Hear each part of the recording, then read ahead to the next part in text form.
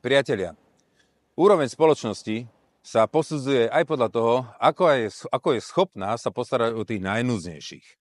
A medzi tých najnúdznejších určite patria postihnuté aj deti, aj dospelí. O akých diagnózach hovorím? Hovorím o celiatikoch, hovorím o Crohnovej chorobe, hovorím o autistických spoluobčanov, deťoch alebo dospelých. Ale hovorím aj o ľudí, ktorí sa musia starať o týchto telesne postihnutých, o opatrovateľoch, ale rovnako aj o príspevkoch na špeciálnu stravu pre postihnutých, zdravotne postihnutých občanov, alebo prípadne na parkovanie, alebo na týchto ľudí, ktorí sa musia o nich 24/7 starať. No a proti týmto sa rozhodol ísť pán Erik Tomáš ako minister a jeho ministerstvo pripravuje zákon, ktorým chce siahnuť na finančné prostriedky. Ešte to nie je schválené. Ja pevne verím, že sa mu to ani nepodarí.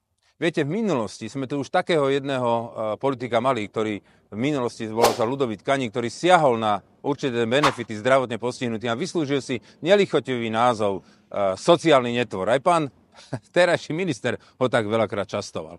Takže ja pevne verím, že pod tlakom verejnosti, pod tlakom zaujímavých združení, ktoré združujú takto telesne postihnutých ľudí, pod týmto tlakom a politikov, že sa im to nepodarí, že ešte nájdu kúsky svedomia v sebe a neprejde mu táto forma návrhu zákona.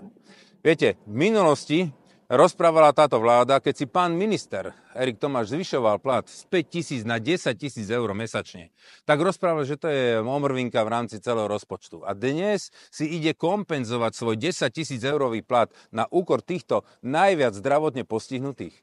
Tak sa vás ľudia pýtam, ako by ste dnes nazvali takéhoto ministra? Ako by ste ho nazvali? Píšte mi do komentárov. Pekný deň.